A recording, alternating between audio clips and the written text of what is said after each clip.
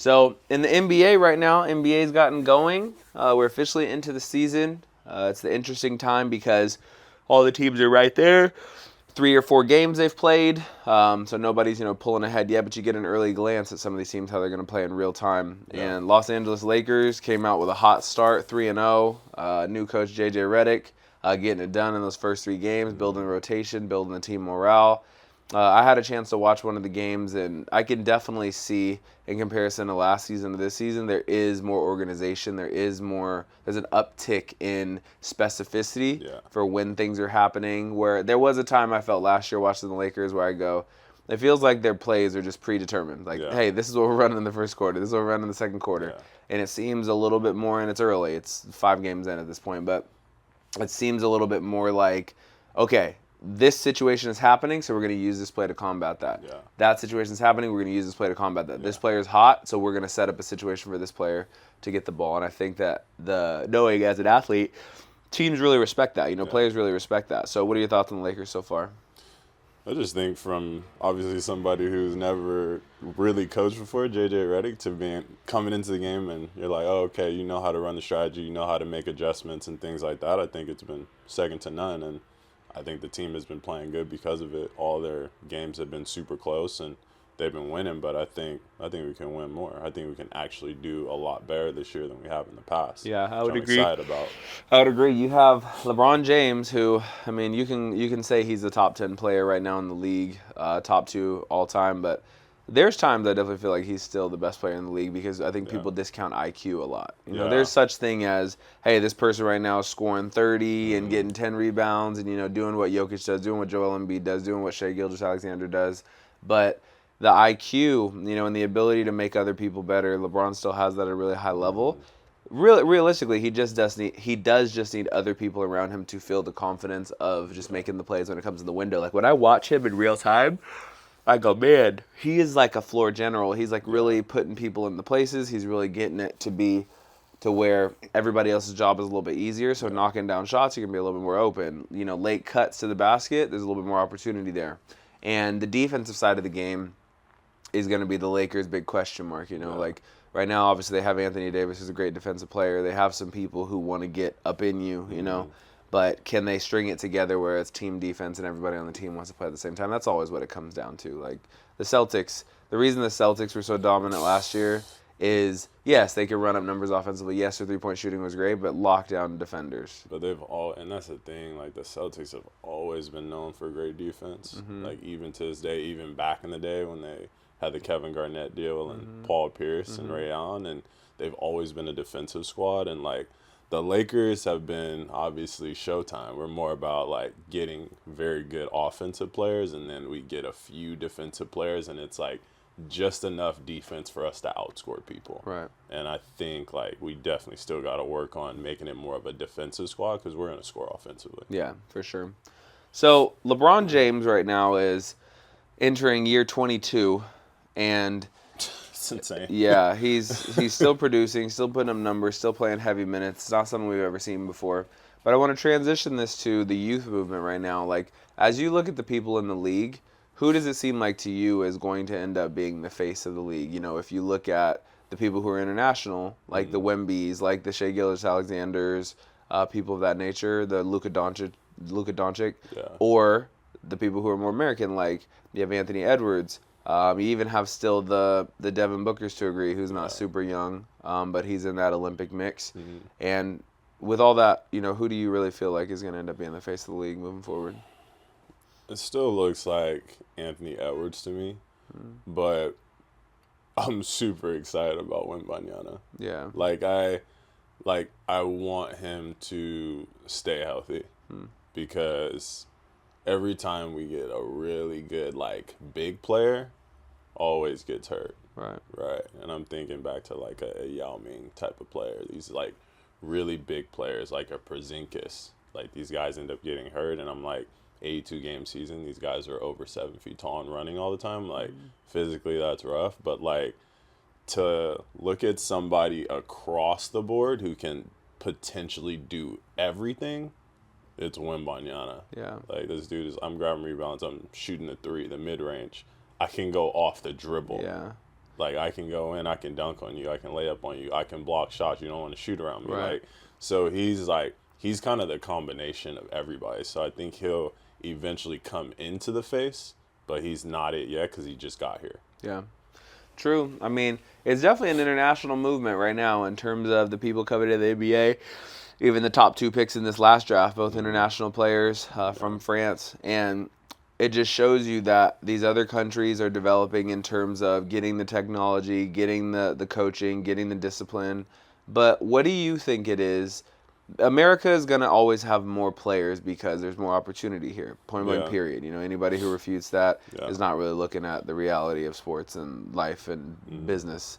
But the international places are developing really quality players when they send somebody. So what is your opinion, just having lived internationally?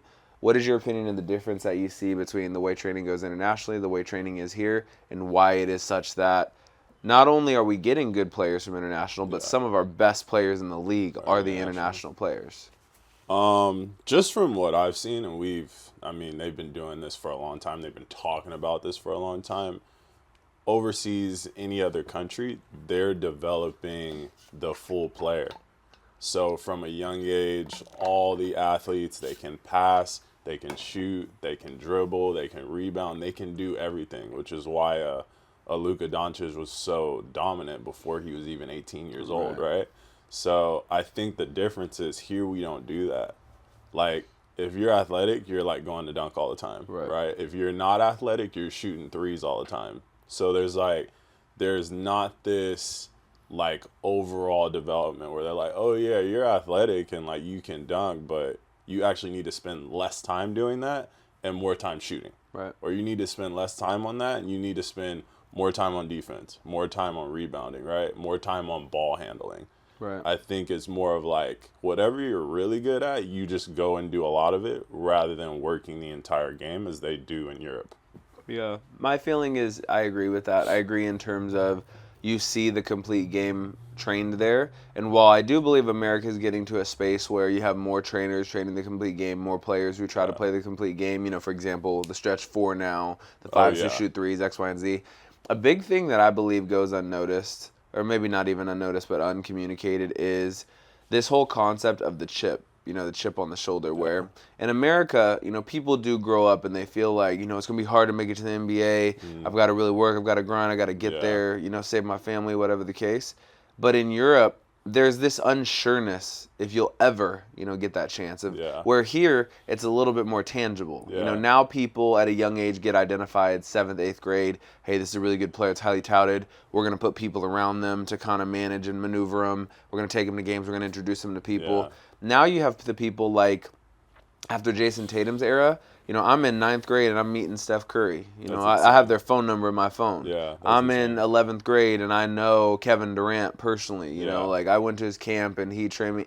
Where in Europe, I do feel like there is this kind of like, you know, backdoor gym. It's just me and my trainer or my dad or my cousins or whatever, and we're working on our game. And there's this like almost movie-like pursuit, this Rocky-style pursuit of like, I gotta grind it and grind it and grind it until I get there. And then once they arrive, it's even more of a question mark because again, you don't see, other than Wembanyama, but you don't see a lot of these European players like branded as the way that an Anthony Edwards was, branded the way that a LeBron James was, you know, where it's like, they're going to be so great, they're going to crush it. You know, you look at Jokic was like low. Manu Ginobili was low. Luka Doncic was not a number 1 pick, you know, and I think somebody traded up to get him, you know, type situation. There's not this, oh, this person's going to come in and kill it and crush it and do everything. And so other than Wembanyama, who's like 7'5", you know, you don't find a lot of that. And so the chip kind of stays, and you can see it. Like Luka Doncic, he alluded to that last year when he was beating up on some team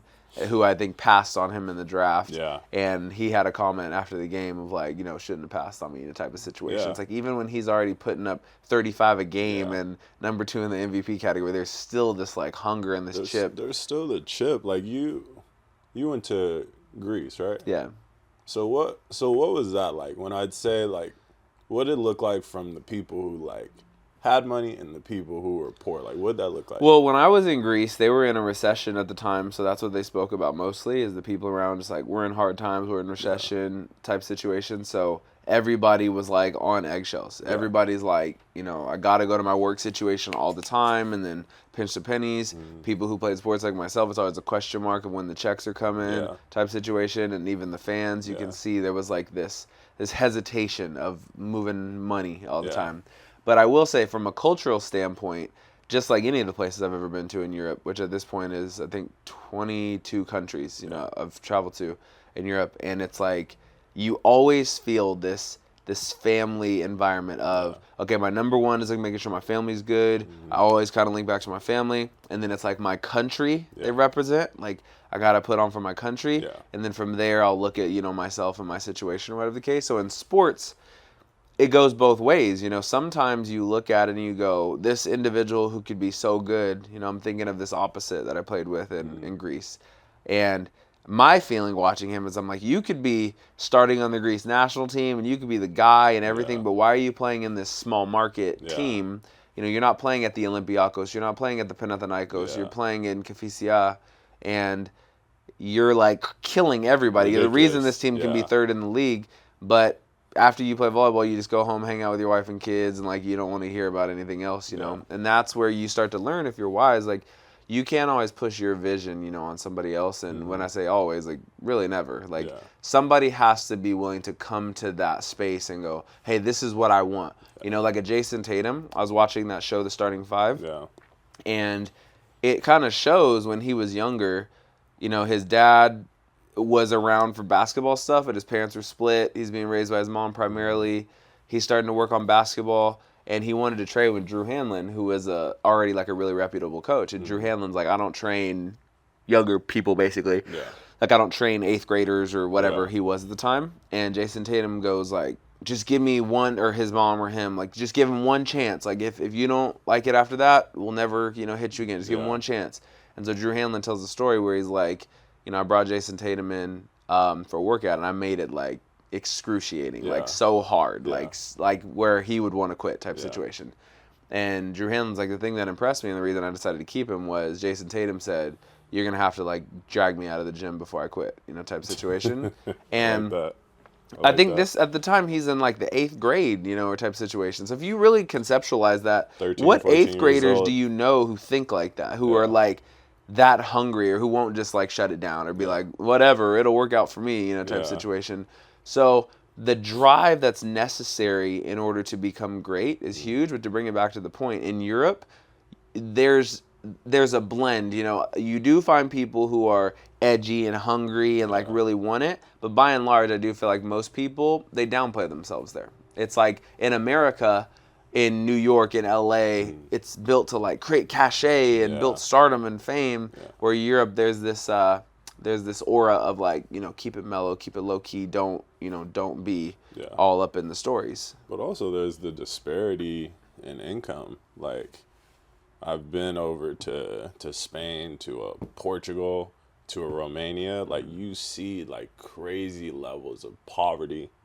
They're poor. So you're combining a rough upbringing with trying to grind in sports. So they're trying to grind in sports because they want to be better, but also it's like, I really got to get my family out of this situation. So I think to combine even that chip, it's like, I got to do it for my family. I got to make it out. And the thing is, like you said, there's no way to know if they actually can do it.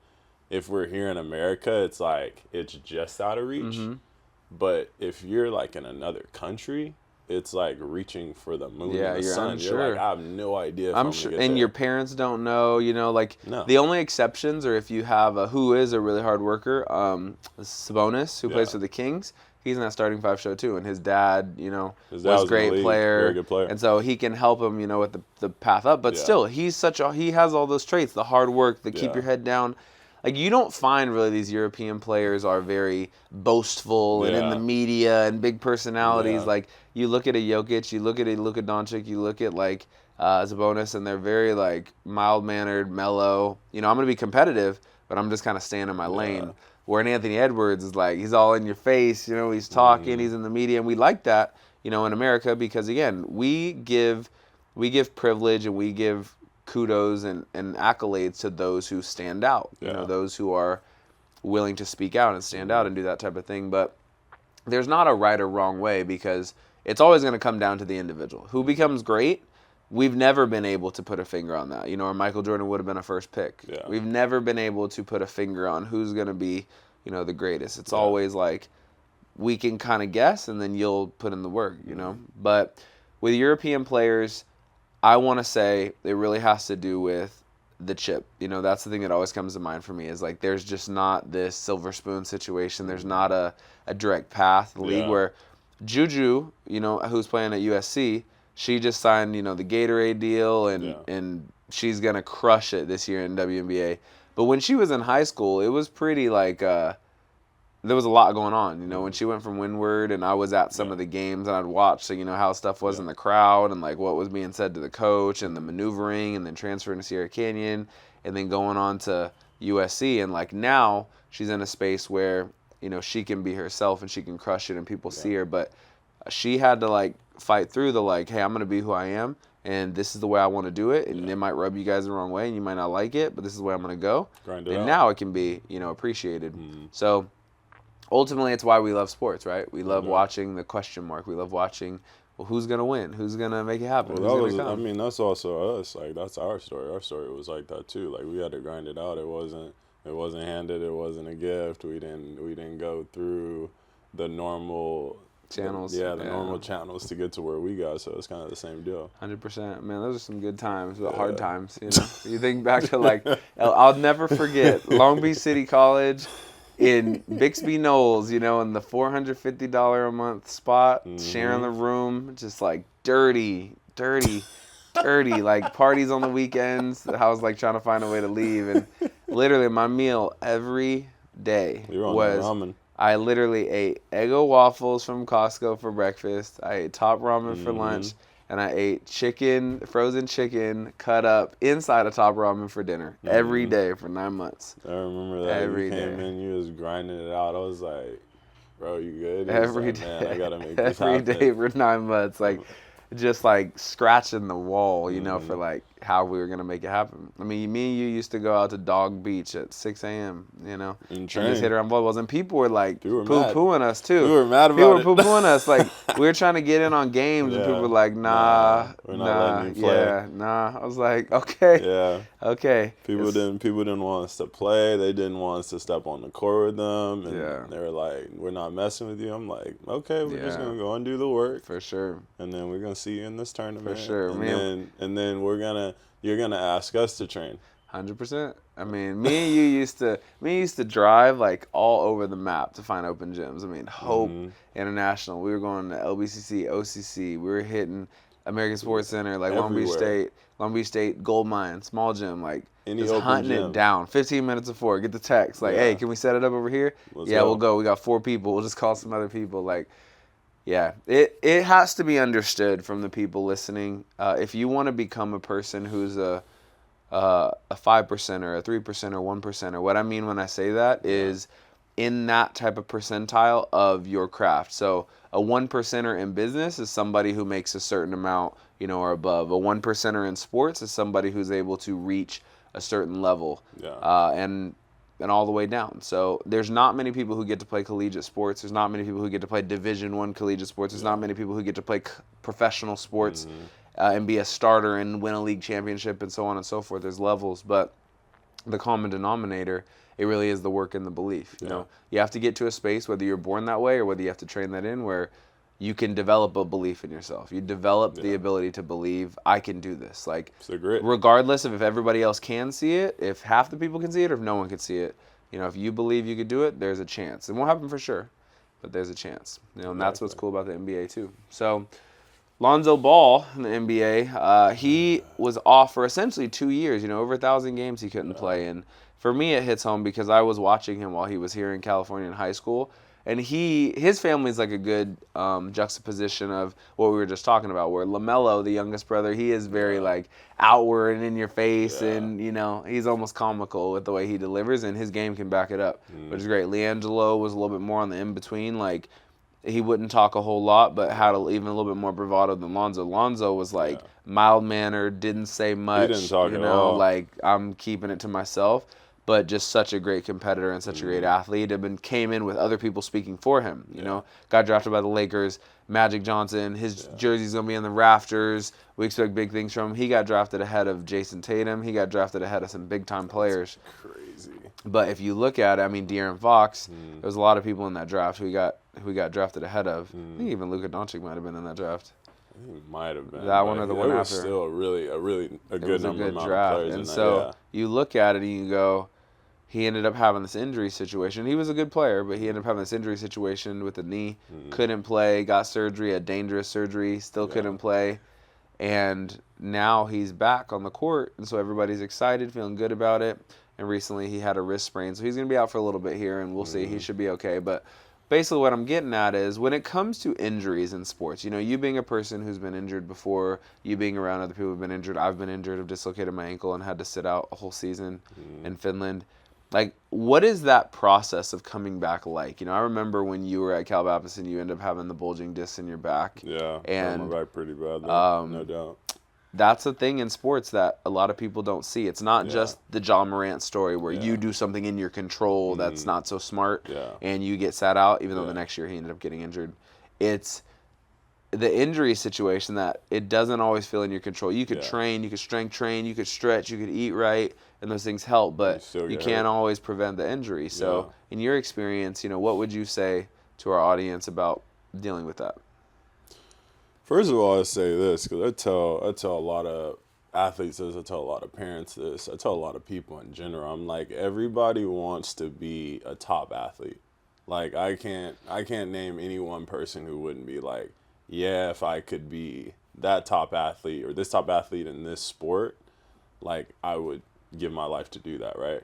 But the thing is, nobody wants top athlete problems. And I think that's the big part that gets people in trouble. They're like, oh, I see Steph Curry doing what he's doing, and they're not talking about the like 20 or 30 ankle rolls, right? Like, or you're not talking about the ACL tears where it happens once or twice and they got to sit out for 2 years because you've torn 2 ACLs. So I think it's like understanding that with all the amazing stuff, there is the drawbacks that you have to deal with. And so for me, I'm like, when I got injured, I was like, I think I told you, I was like, I don't know if I'm going to come back. Right. Because it was a pretty bad bulge. I bulged like 5 discs in my back. And I had to sit out for like 9 or 10 months. Right. And so for me, like, during that time, it was like, you go through every emotion and you feel terrible, you feel okay. Other times you feel good. And like, there came a point, at least for me, where I had reached acceptance, where I was like, okay, potentially I'm not going to play again, and I got to be good with that. I got to be good with what I did in my career prior to this injury, which was huge for me, and I was always somebody who wanted to play.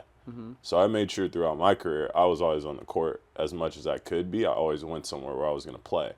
So I was content with it, and then it ended up working out, and I made sure to work out and train and everything and do my PT, so I was ready to step back in that 9 months after the injury. So I think it's being able to go through that, and I think everybody has their own phase when they go through their injuries, and so that's how it was for me.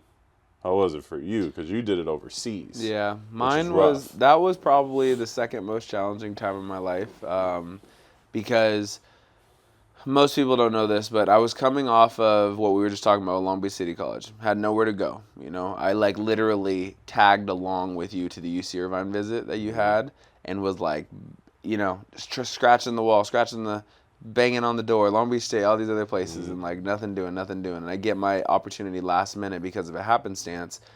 I climb the ladder, some things go my way, and I get on the court. I become a national champion. I'm a starter. I do it again. So my stock is really high. I've got offers to go to Germany, to go to France, to go to these different places in their top league. and I passed it all up essentially to finish my commitment to a club team. I told a club team that I would, be there for them all 4 years, high school, Yeah. and heading into their last season, I told them like I'd be there for them. And so I was really on the fence, and like anybody listening to this, they might go like, "What? Why would you ever do that?" But like if you haven't been in the situation, it's tricky to like understand. Where one thing is unsure, how pro volleyball overseas away from America, like how that might go versus like something and you enjoy. I know I enjoy coaching. I know I enjoy like helping this group, whatever. Like, and you might think it will still be there, and everybody could tell you it'll be there. It'll be there. Like you got to do this now. This might not be there. But you got to make the decision for yourself. So I start, with the coaching situation. I realize after 2 months, I'm getting the itch. Like I want to play, So I go find a contract, in December, and I leave January 4th to go on my first pro contract. I'm there. My athleticism was at its peak, I have this video of me doing like a reverse 360 with a basketball, just like off no warm-up too. Like I was at my bounciest, my most athletic, my most savvy, confident. I'm coming off winning national championships, unbeaten in college. And in my fourth match, like I dislocate my ankle. And I remember, I'll never forget it, like sitting up and seeing my foot sideways and going, I think like my volleyball career is over. I remember having that feeling, and it's dark. It's like a dark feeling because, like you said, I'm in a super cold place. I know zero people, like not even like hey, this person used to play in America on a different team, and I could relate. I knew zero people. And I'm in a hotel room. I didn't even have a house. I'm in a hotel room by myself, eating the same food every day, can't play, don't speak the language yet. And it's when I started to write. And that was my outlet. I started to write my first autobiography at that point, and I still haven't put that out, but it's where I like started to find peace in that. I was like, if I can spend, 3 hours a day writing, it'll take my mind away from the annoyance and the anger and the sadness and that kind of thing in my situation. Full range. So I got back home and I started to try to play too early. I just got the itch and I didn't have surgery or anything. I was just doing PT, and I like tried to get in the beach and I was probably jumping like 6 inches.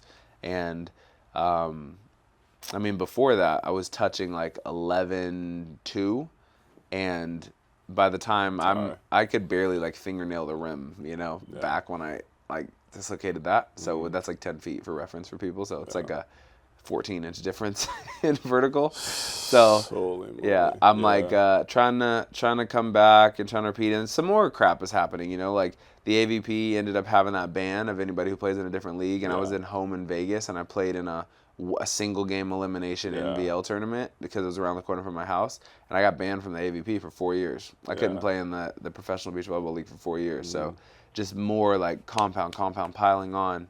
And the only way I broke out of it was I had to remind myself again of like what you had to do to get to even this opportunity. Like, because at that point when you're already thinking, I'm a champion, I've already got the world out of my way, and I've crushed this situation. How could I be back in this situation?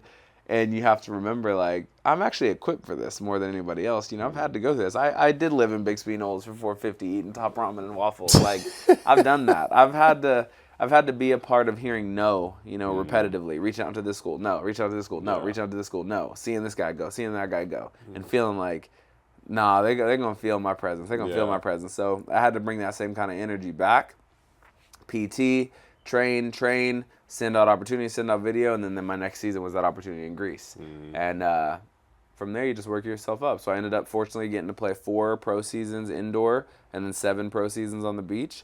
You and I reconnected after our year we spent playing together indoor in Finland and did some stuff on the beach, did some cool stuff. We beat Olympians, we made checks, we earned sponsorships, we did dope stuff, So it was a good year. Yeah, ultimately, it's like the whole journey ends up being a lot of twists and turns and curves and shifts, but the mentality for me, it's the reason why I lean so heavy on mentality. Like, if you can get your mind to a space like you were talking about where for you it was acceptance. For me, it was like remembrance. I had to remember like what it was like when I didn't have it, because I was sad. When I felt like I had it and it got taken from me, I was sad.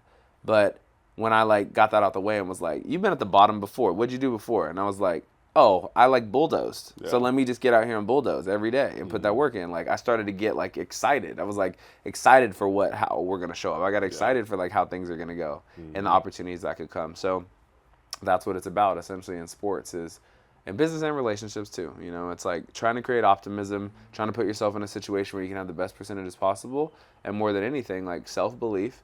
And if you have good self-belief, it'll attract others, you know, to either believe in themselves or to believe in you as well.